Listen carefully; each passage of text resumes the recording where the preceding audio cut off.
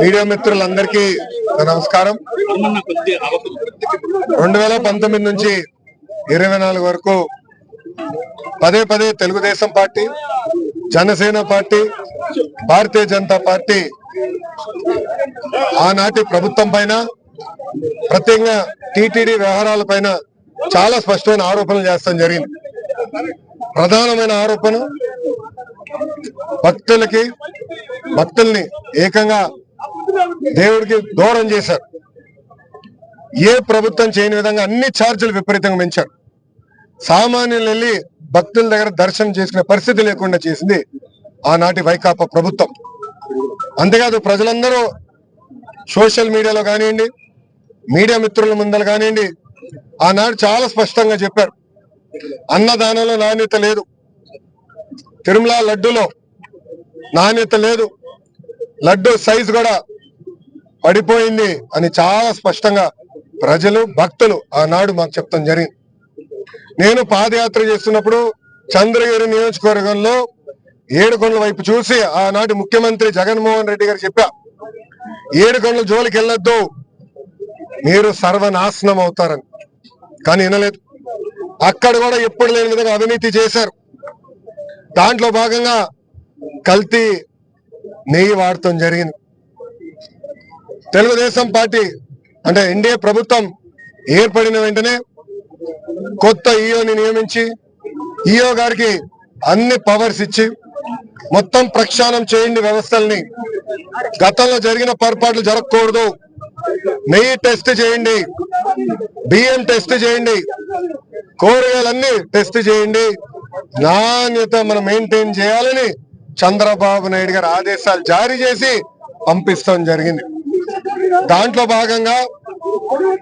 భాగంగా ఈఓ గారు నెయ్యిని ప్రత్యేకంగా ఎన్డీటీవీ ల్యాబ్ కి పంపిస్తే దాంట్లో చాలా స్పష్టంగా, ఈరోజు ఆధారాలు బయట పెట్టాం, చాలా స్పష్టంగా పంది మాంసం ఉందని, అదే విధంగా బీఫ్ ఫ్యాట్ ఉందని, ఫిష్ ఆయిల్ అంటే చేప ఉందని చాలా స్పష్టంగా రిపోర్ట్ లో వచ్చింది.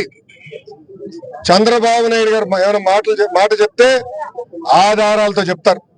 అందుకే నేను చెప్పారు, ఈ రోజు ఆధారాలు మేము బయట పెట్టాం. ఇదే చాలా బాధేస్తుంది. గతంలో ఎంతోమంది ముఖ్యమంత్రులు చూసాం, ఎన్నో ప్రభుత్వాలు మేము చూసాం, కానీ గత ప్రభుత్వం లాంటి ప్రభుత్వం ఈనాడు చూడలేదు. జగన్మోహన్ రెడ్డి గారు లాంటి ముఖ్యమంత్రిని ఈనాడు మనం చూడలేదు.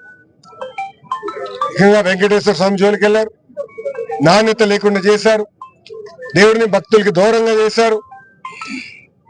ఒక మాట చెప్పాలంటే టీటీడీ కేవలం ఆనాటి ధనవంతులకి, ఇంకో పక్కన వాళ్ళ మిత్రులకి, శ్రేయోభిలాషుల కోసమే మెయింటైన్ చేశారు తప్ప సామాన్యులకి దూరం చేశారు. అందుకే సంస్కరణ తీసుకొచ్చాం, పవిత్రం మేము కాపాడుతాం, దాంట్లో ఎలాంటి సందేహం లేదు. సంస్కరణలు తీసుకొస్తాం, మళ్ళీ పూర్వ వైభవం తీసుకొచ్చే బాధ్యత ఎన్డీఏ ప్రభుత్వం తీసుకుంటుందని ప్రజలందరూ తెలుపుకుంటూ, నిజంగానే చాలా చాలా బాధ వస్తుంది. నిన్న చంద్రబాబు నాయుడు గారు చెప్పినప్పుడు అక్కడున్న శాసనసభ్యులు మేము అందరం షాక్ కి కూడా గురయ్యాం. అదైన తర్వాత రాత్రి మేము అందరం కూడా మాట్లాడుకుంటాం జరిగింది.